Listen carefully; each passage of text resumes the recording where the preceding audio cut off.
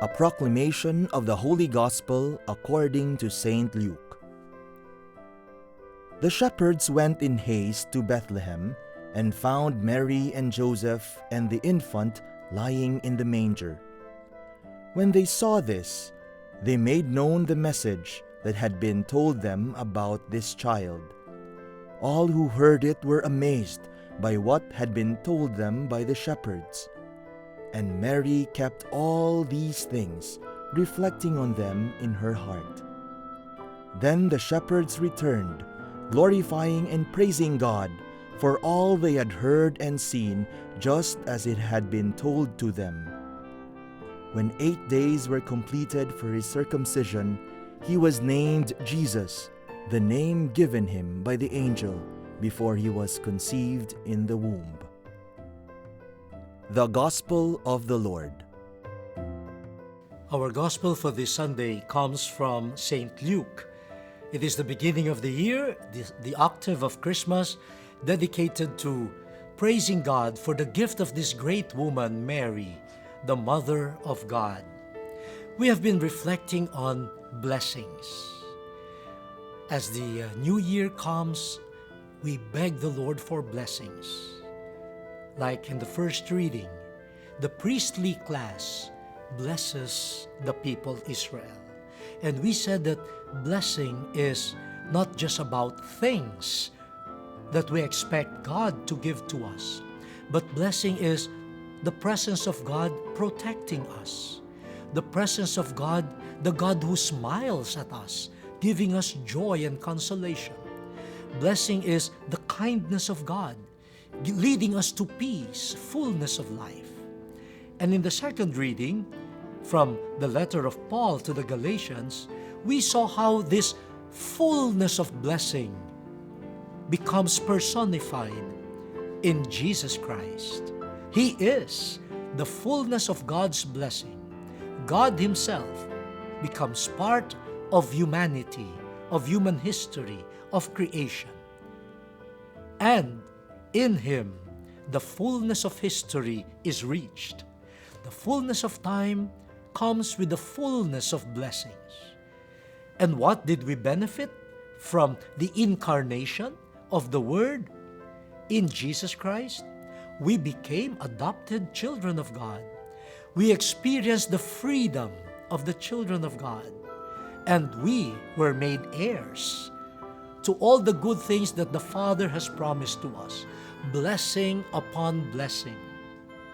And now, in the Gospel, we are back to the manger, where we are asked to join Mary, Joseph, in beholding this baby wrapped in swaddling clothes, the baby promised by the angel to Mary and to Joseph, the baby that St. Paul called the fullness of God's blessing, Jesus Christ.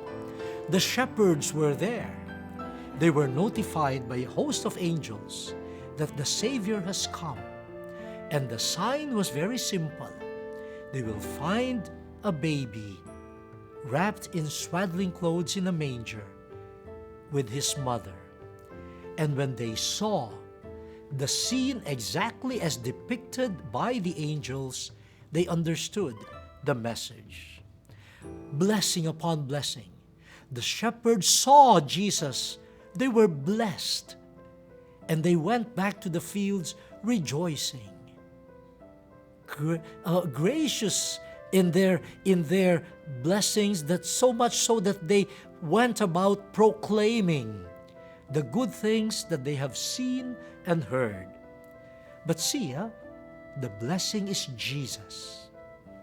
Seeing Jesus, beholding Him, understanding who He is, and now proclaiming that He is God's blessing to us. But we turn to Mary, whose solemnity as the Mother of God we celebrate today. How did Mary receive this great blessing of her Son that made her the Mother of God? Every mother rejoices at the great blessing of a new life that comes through her. I hear stories of mothers who, after the labor pains, upon seeing their new child, they say, it's worth it. It's worth all the pain.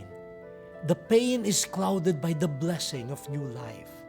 And later on, they will even say, for you, my child, I will offer my life. I'm willing to die for you. Every child birth could be a danger to the mother. But the mother is always willing to die 1,000 deaths for the blessing that is her child. How about Mary? How did Mary enjoy this blessing? And we will learn from her, the Mother of God. According to the Gospel, Mary treasured all these things and reflected on them in her heart. She treasured these things, the things that the shepherds said. And I can surmise that hearing what the shepherds had said about the vision of angels, about the message of the birth of the Messiah, Mary remembered also the message of the angel Gabriel to her and the many changes in their lives, her life and the life of Joseph. She remembered all of these things. But what did she do? She treasured them in her heart. This is the first lesson we learn from Mary, the Mother of God. How to handle blessings. We should treasure them in our hearts.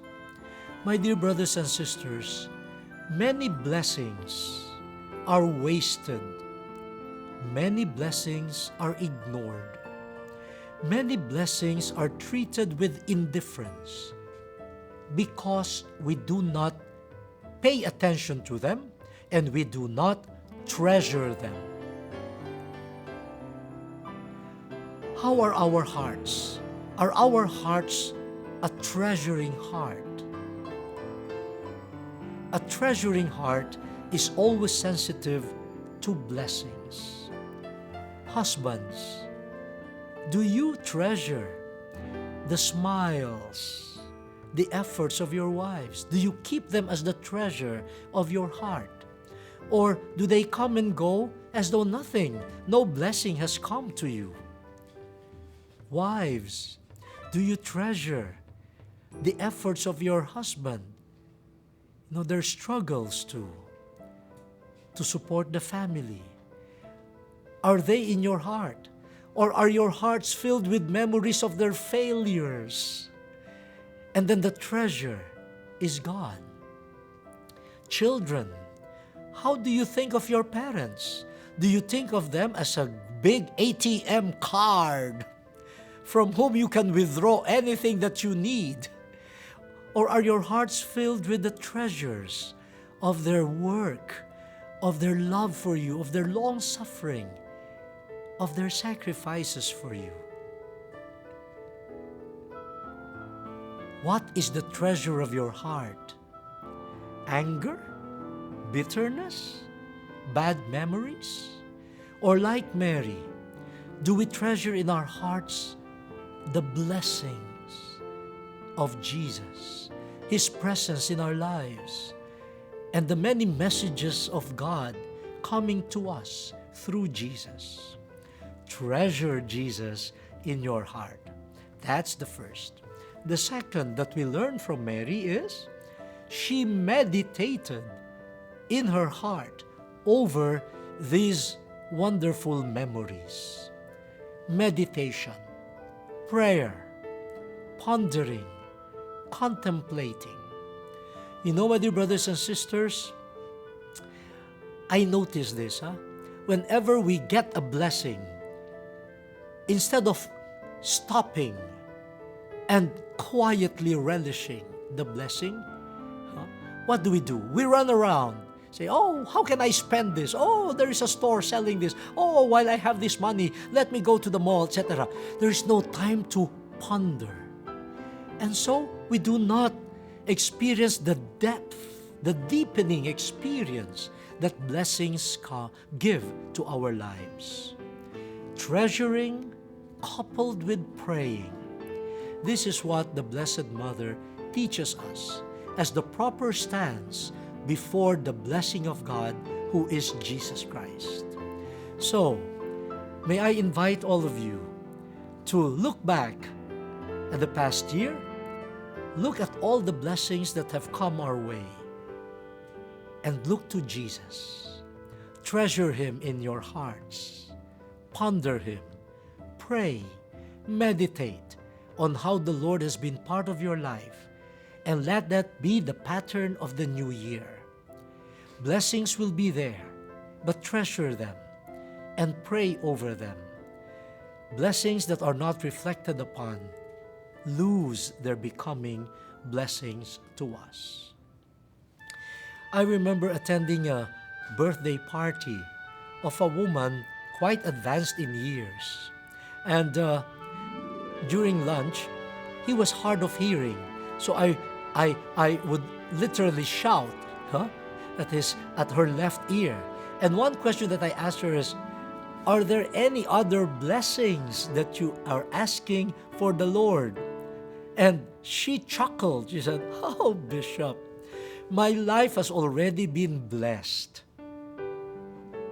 My reaching this point of my life is a great blessing. I have a good family, and Jesus has been faithful to me. And then I waited. She paused, and I waited for what will follow. She said, I probably will spend the remaining years of my life just beholding the greatness of God and reflecting on how good God has been to me. And I remembered Mary, the woman who knew how to handle blessings, treasuring them, meditating on them. We have that capacity. Let us not waste the blessings by ignoring them. Treasure them, pray over them. The word has been exposed. Let us now fulfill it.